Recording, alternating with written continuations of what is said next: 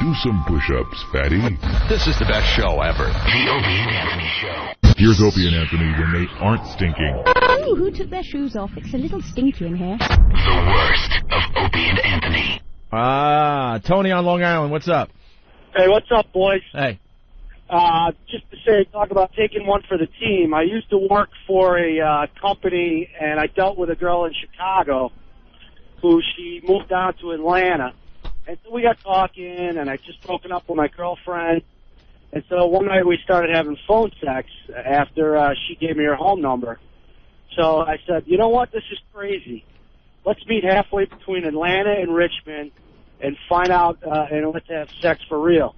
So I get in the car, it's Belmont weekend, I'm stuck in traffic, bleary-eyed. 9 hours later, I get down to Richmond, Virginia, and I get out of the car, and she's like 350 pounds, and I'm like, holy shit. You didn't, ask those questions before you decided to commit to a long drive?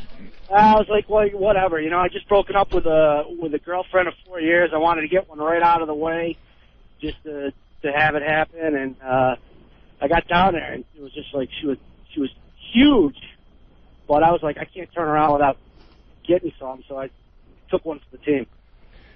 I don't get that, man. Oh, dude, that's awful. I won't talk to a fat chick if she lives 5 minutes from me, much less drive 9 hours and acknowledge one. What's wrong with you? All right, well, here's the real shame, is that she was a real nymphomaniac, and I wanted to get anal sex. So I flew down to Atlanta and banged her in the ass all weekend. It was horrible. We're out in Buckhead, and there's all these hot chicks. There I am with this big pig, this bar in Buckhead. Oh, wow. It was horrible. Did she want to go out? Yeah, she's like, oh, let's go out. So now you got to walk around with her? Yeah, it was horrible. She wanted to come to New York, and I was like, absolutely not. Cut it off right there. It's all about the anal sex. I've walked around Buckhead. You're right. There's a lot of beautiful women in that area. And she walk wants around with a with 350-pound girl because he needs to go out. You got on a plane to have sex with a barnyard animal. Congratulations. That's hilarious. You too, guys. All right. I like when the honesty comes out on this show, man. That's something that reminds me a lot of the Dreamweaver story from years ago. I remember that. It was because I didn't want to be seen with her, and it's self-centered. It's nasty. It's probably not the nicest thing to do, but it was a girl that I met on the CB radio, named to get Dreamweaver, of course. That's the music. Her name was Dreamweaver. That was the Dreamweaver. And what were you again? I was Wrangler. That's right, Wrangler. I was the Wrangler because my job back then was on horseback. I would keep stable animals together and in their pens, and I was a wrangler. If any of the steer got out, I would wrangle them back in. The Wrangler. I hope that's why you got that name. Yeah, there's many. So that is why. So did you use the CB radio to try to pick up chicks back then? No. Was it for the job? I didn't use it to pick up chicks. Everyone had a CB back. It was. It was all the rage. The mid to late 70s, so everyone had CB. No one had cell phones, Opie, so it was, Breaker. Breaker for the Dreamweaver. You got your ears on? It's the Wrangler. I'll be 10-10, 10-8 on the side. Dreamweaver, if you're out there. Okay, Dreamweaver, if you're out there, the Wrangler's on the side. Out. But how did you start talking to her? She just happened to be on the CB one day? Yeah, I think I was trying to get in touch with somebody else. Mm-hmm. Maybe my brother Joe. Hey, Flying Fingers. You out there, Flying Fingers? His name was Flying Fingers? Yeah. Why? Guitar player. Oh, okay, yeah. Yeah, I know. Ugh. Hey, Flying Fingers, you out there? And then one day I hear a voice over the radio, and it was Dreamweaver. It's Dreamweaver, and she almost had an attitude why am I talking on the bullhorn now? Daria on MTV. Daria? She kind of had that whole thing, so it was kind of a cool attitude back then. So I started talking to her, Hey, Dreamweaver, this is the Wrangler. Oh, where are you from? Oh, I'm from Dana Point. Oh, I'm San Capistrano. I'm right, down the road. Oh, well, I gotta go. Okay. How old were you? And then maybe, oh, God. 13, 14? Yeah, 13. And you know, we kind of, you know, every night when I'd get on the CB radio, she was there. She was there. You know, she was always on the CB, and we would talk. That should have been your first clue. Should have been the first clue. Always on the CB radio. And I decided one day that I was going to ask her on a date. A date. But, you know, my term kind of date. Not your ordinary date. We're going to go horseback riding. Because I have horses. And that's what I do. That's what I do now. So, you got Dreamweaver to Wrangler. Like to know what you're doing this Saturday. Oh, nothing. Oh, okay. You want to go horseback riding with me? And you never met her. Never met her. That's the key to the story. Okay. Never met her. Okay. You know where the river bed splits in Capistrano? Yeah, I know that. Okay, I'll meet you there, and we'll go riding this weekend. We got a bunch of hills we could go riding up in. Oh, that sounds great. Okay, Dreamweaver out. Okay, Wrangler over and out. I'll see you Saturday. Were you all excited at this point?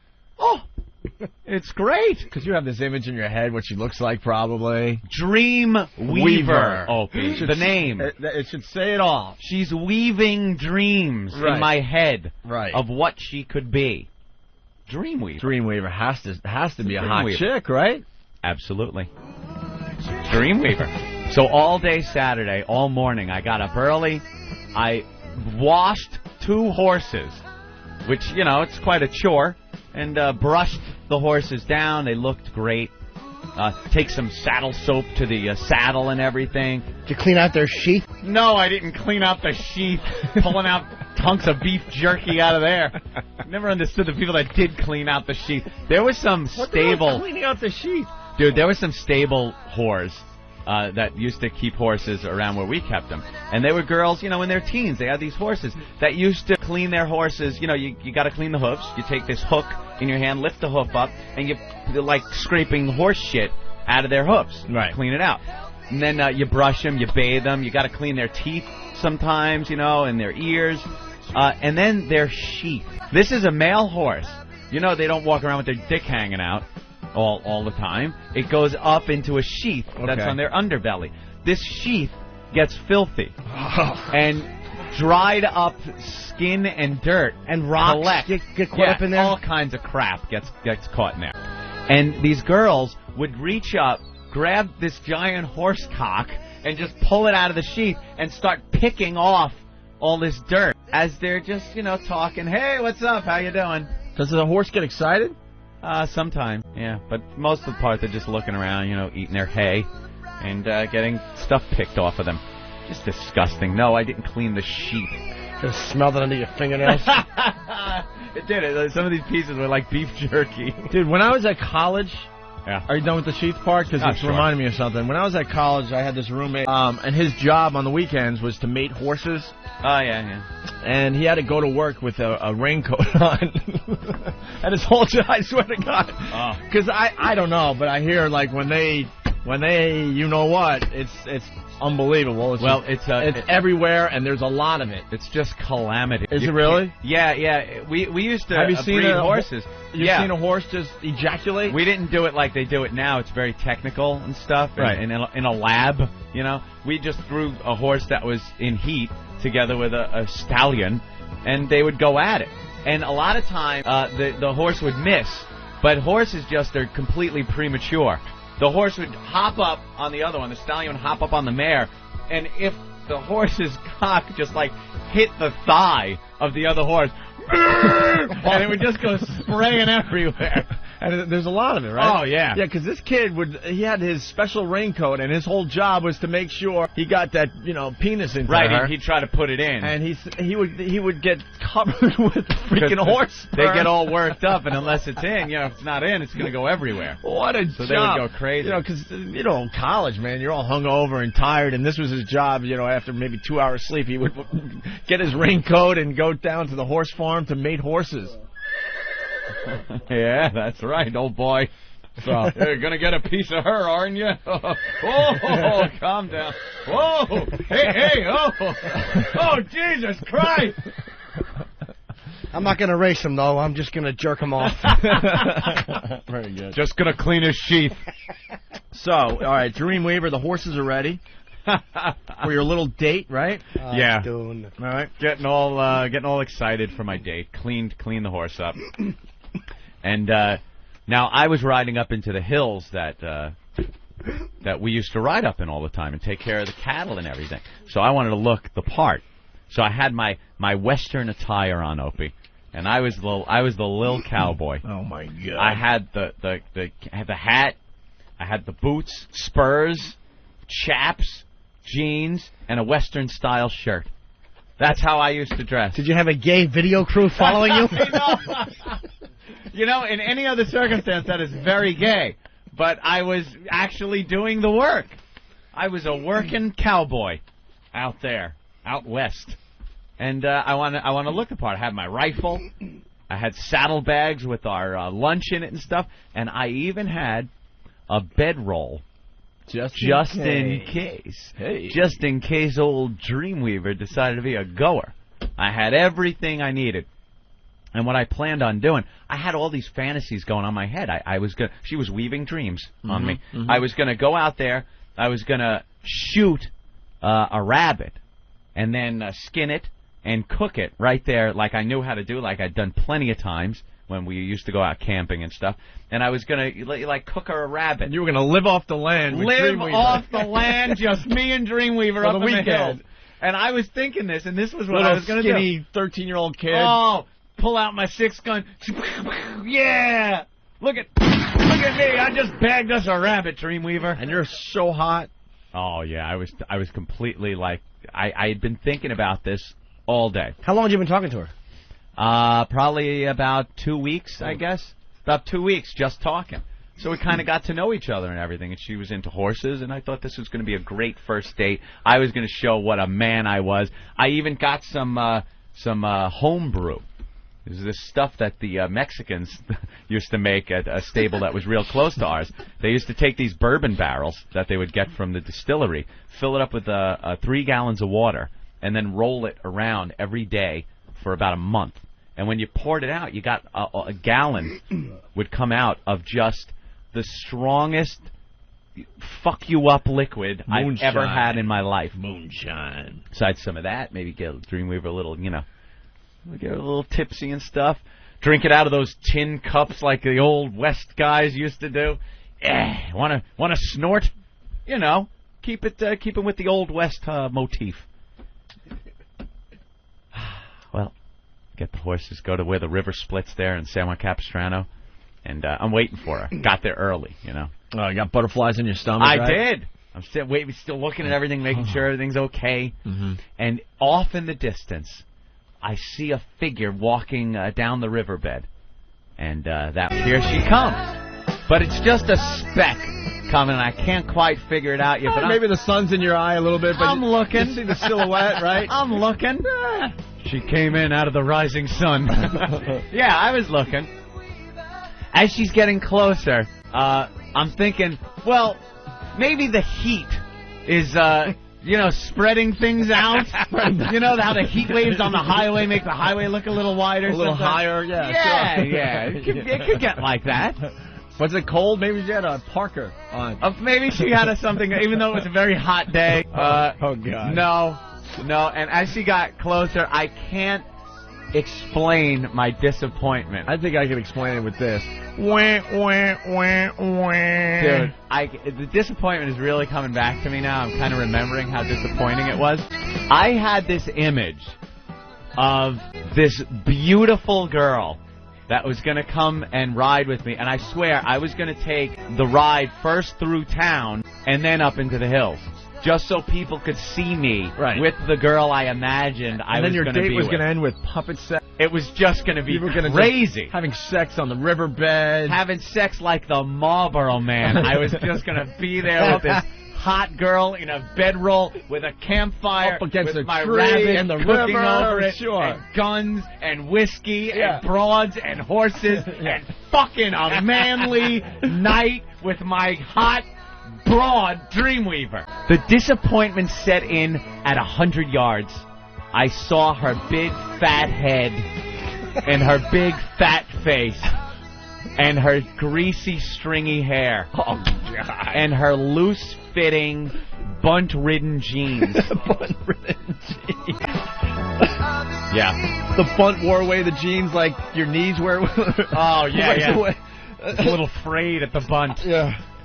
I can't tell you, that because I had built it up to something so huge in my head, the disappointment was such a letdown. Did you fake it though, like a big smile, like, hey, I don't glad even to meet think you. I don't even think I did. I don't even think I did. And perhaps she was just as disappointed, thinking I was this Marlboro man. I was, Mr. Macho, and there I am with my, little skinny arms and, trying to pull off the cowboy thing. But, she was fat. It was very disappointing. So what'd you do? I tried to say, hey, how you doing, with a big smile and stuff, but it was just like, hey, what's up? I think the person that was more pissed was the horse that she got a ride. Looked at me like, thanks. Thanks a lot. What was the Clydesdale busy? Yeah. I said, how you doing? She hops on the horse. No ride through town. Mm-hmm. No proud ride through town as I show off this girl, I imagine, just hair blowing as people looked up and went, wow, what a beautiful girl on that horse. And turned directly around, went down the river, up into the hills.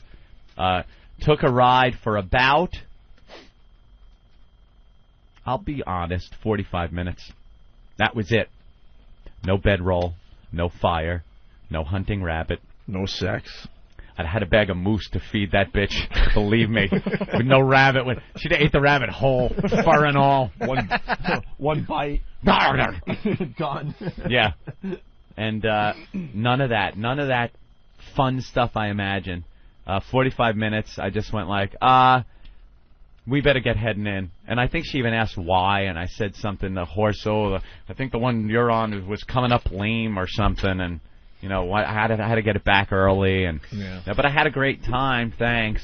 Dropped her back off where the river splits, and took the horse back. Was disappointed. I remember my father was all happy and stuff. He said, hey, how'd it go, It's like, oh, Dad, she was a fat broad. And she said something that Jimmy said the other day, sometimes you just got to go hogging. That's what Dad said? Yeah, he always had kind words of wisdom like that. You truly had the greatest dad. Yeah. You really had the greatest dad. And that was... You never saw her again, did you? Nope. I think I saw her once more. I never called... Like, I'd be on the CB, Hey, it's the Wrangler looking for flying fingers. Wrangler looking for flying fingers. You out there flying fingers? Hey, Wrangler, it's Dreamweaver. Wrangler out. You just blew it off totally? Dreamweaver, Wrangler. You got your ears on? Yeah, unfortunately for you, I had my eyes on that day, and I saw what a fat pig you were. Yeah, hey, Dreamweaver, got your pork chops on? Wow. Yeah, so I saw her one night at a party at another stable, and she was singing round a campfire with a bunch of other people, and we kind of just traded a passing glance. But I think, she knew that I was disappointed. I couldn't even hide it because of what I built up. No one would have lived up to that. Who was that girl that was in Playboy years ago? Hef's first real celebrity chick. Barbie Benton. Remember Barbie Benton? I know her name. Where was she from? She was just, I don't know. She was hot. And she was in Playboy. Brunette, centerfold. Yeah, she was in Playboy. That was my image. It was Barbie Benton was going to show up. And if we'll find a picture, I'm sure we will, during commercials or something, pop one up or someone send a link. Instead, Kirstie Alley showed up. Yes. That was it. I expected Barbie Benton. I got Kirstie Alley. Breaker to the Wrangler. I know. It's the Dreamweaver, and I got my ears on. Breaker. I look a lot like Barbie Benton on the radio. Where's Dreamweaver, boy? You're hunting rabbit. I want a Diablo sandwich and a Dr. Pepper, and make it snappy. I'm in a goddamn hurry. And then there she came out. Yoo-hoo, Wrangler! Thank you, nice lady. Nice ass.